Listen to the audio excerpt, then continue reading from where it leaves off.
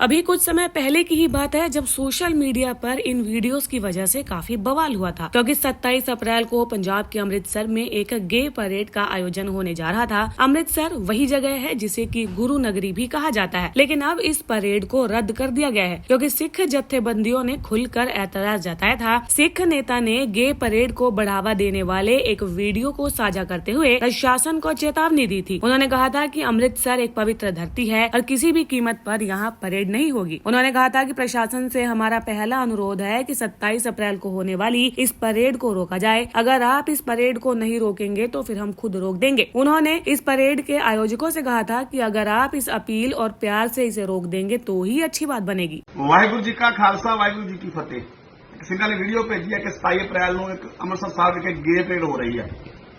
ਸਾਡੇ ਵੱਲੋਂ ਸਖਤ ਸ਼ਬਦਾਂ ਵਿੱਚ ਚੇਤਾਵਨੀ ਆ, ਜੇ ਲੋਕ ਇਹ ਕਰ ਰਹੇ ਨੇ, ਕਰਵਾ ਰਹੇ ਨੇ, ਬਿਲਕੁਲ ਇਹ ਗੇ ਪਰੇਡ ਅੰਮ੍ਰਿਤਸਰ ਸਾਹਿਬ ਵਿੱਚ ਨਹੀਂ ਹੋਊਗੀ, ਨਹੀਂ ਹੋਣ ਦਿੱਤੀ ਜਾਊਗੀ। ਪਹਿਲਾਂ ਅਸੀਂ ਪ੍ਰਸ਼ਾਸਨ ਨੂੰ ਬੇਨਤੀ ਕਰਦੇ ਹਾਂ ਹੱਥ ਬੰਨ੍ਹ ਕੇ ਕਿ ਲਾਅ ਐਂਡ ਆਰਡਰ ਨੂੰ ਮੇਨਟੇਨ ਰੱਖਣ ਵਾਸਤੇ ਇਹ ਤੁਹਾਡੀਆਂ ਡਿਊਟੀਆਂ ਨੇ ਤੇ ਸੱਚਖੰਡ ਸ੍ਰੀ ਦਰਬਾਰ ਸਾਹਿਬ ਵਰਗੇ ਪਵਿੱਤਰ ਸਥਾਨ ਜਿੱਥੇ ਸਾਡੇ ਸ਼ਹੀਦਾਂ ਦਾ ਖੂਨ ਡੋਲਿਆ, ਅਜਿਹੀ ਪਵਿੱਤਰ ਪੰਜਾਬ ਦੀ ਧਰਤੀ ਦੇ ਉੱਤੇ ਅਜਿਹਾ ਗੰਦ ਅਸੀਂ ਨਾ ਪੈਣ ਦਿੱਤਾ, ਅਸੀਂ ਨਾ ਪੈਣ ਦੇਵਾਂਗੇ।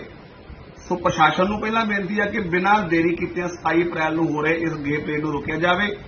ਅਸੀਂ ਆਪਣੇ ਵੱਲੋਂ ਇਹ ਬੇਨਤੀ ਪ੍ਰਸ਼ਾਸਨ ਨੂੰ ਕੀਤੀ ਆ, ਇਹ ਫਰਜ਼ ਪ੍ਰਸ਼ਾਸਨ ਦਾ ਬਣਦਾ, ਪਰ ਨਹੀਂ ਤੇ ਫਿਰ ਅਸੀਂ ਇਹਨੂੰ ਆਪ ਰੋਕਾਂਗੇ।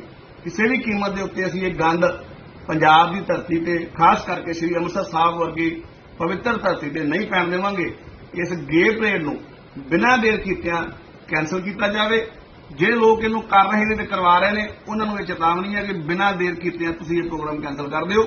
ਲੇਕਿਨ ਮਹਾਰਾਜ ਕਿਰਪਾ ਕਰਨ, ਅਸੀਂ ਮਹਾਰਾਜ ਸਾਡੇ ਕੋਲ ਜਿਵੇਂ ਵੀ ਸੇਵਾ ਲੈਣਗੇ ਇਸ ਗੇ ਪਰੇਡ ਨੂੰ ਬਿਲਕੁਲ ਵੀ ਜਿਹੜਾ ਅਸੀਂ ਨਹੀਂ ਹੋਣ ਦੇਵਾਂਗੇ ਤੇ ਰੋਕਾਂਗੇ।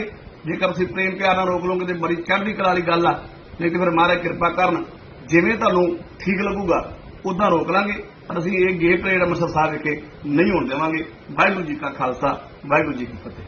इंस्टाग्राम पर प्राइड परेड की तारीख की घोषणा करने वाले पोस्ट को कई सारी प्रतिक्रियाएं और नफरत भरी टिप्पणियां भी मिली थी, जिसमें कि कई लोगों ने LGBTQ आंदोलन और मार्च को गंदा और बीमार कहा था। लेकिन यहाँ पर सवाल ये उठता है कि क्या भारत का कानून और संविधान इन्हें अधिकार नहीं देता है? क्या इन्हें खुलकर जीने का अधिकार नहीं है? तो जवाब है हाँ। 26 नवंबर 2019 को ट्रांसजेंडर्स के अधिकारों का संरक्षण के नाम से एक अधिनियम 2019 में भारतीय संसद द्वारा पारित किया गया था, जिसका उद्देश्य ये था कि देश में ट्रांसजेंडर व्यक्तियों के अधिकारों और कल्याण की रक्षा की जा सके। ये अधिनियम जो है ट्रांसजेंडर के आत्म पहचान के अधिकारों को मान्यता देता है और ये कानून पूरे भारत में लागू भी है। पहले ये जान लेते हैं कि इस कानून के तहत ट्रांसजेंडर व्यक्ति को क्या मान्यता है। इसमें है trans man, trans women, person with intergender variation, gender heterogeneous person, person with socio culture identities such as kinnar, hijra, Aravani and Jogta, यानी कि उन्हें भी किसी भी पुरुष या महिला के समान ही दर्जा प्राप्त है। उन्हें भी वही अधिकार प्राप्त है जिन्हें की भारत के संविधान के तहत अपने फंडामेंटल राइट्स का प्रयोग करने का अधिकार शामिल है। सुप्रीम कोर्ट ने 2014 में ऐतिहासिक निर्णय में नालसा बनाम भारतीय संघ और अन्य के माध्यम से आधिकारिक तौर पर ट्रांसजेंडर को भारत में एक तीसरा लिंग भी घोषित किया था। अब यहाँ पर हम ये जान लेते हैं कि ट्रांसजेंडर व्यक्तियों की सुरक्षा के लिए कानून क्या है। तो सबसे पहले राइट टू इक्वेलिटी आर्टिकल 14, यानी कि कोई भी व्यक्ति किसी भी व्यक्ति को कानून के समक्ष समानता या कानून के समान संरक्षण से वंचित नहीं कर सकता है। यहाँ पर व्यक्ति शब्द का इस्तेमाल ये दर्शाता है कि जेंडर और सेक्सुअल आइडेंटिटी के आधार पर कोई भी भेदभाव नहीं किया जाता है। दूसरा है फ्रीडम ऑफ एक्सप्रेशन आर्टिकल 19, यानी कि ये अधिकार प्रत्येक नागरिक को अभिव्यक्ति की स्वतंत्रता प्रदान करता है। इसमें सार्वजनिक रूप से अपनी जेंडर आइडेंटिटी व्यक्त करने की स्वतंत्रता शामिल है। तीसरा right to life and personal liberty article 21, अनुच्छेद 21 जो जीवन के व्यक्तिगत स्वतंत्रता की सुरक्षा से संबंधित है, वो ये कहता है कि किसी भी व्यक्ति को कानून की प्रक्रिया के अनुसार ही उसके जीवन और व्यक्तिगत स्वतंत्रता से वंचित किया जाएगा। ये अधिकार बताता है कि ट्रांसजेंडर व्यक्ति सहित प्रत्येक व्यक्ति को जीवन और व्यक्तिगत स्वतंत्रता का अधिकार है। भारत का नागरिक होने के नाते ट्रांसजेंडर व्यक्ति को अपने जीवन और व्यक्तिगत स्वतंत्रता की रक्षा करने का पूरा अधिकार होना ही चाहिए।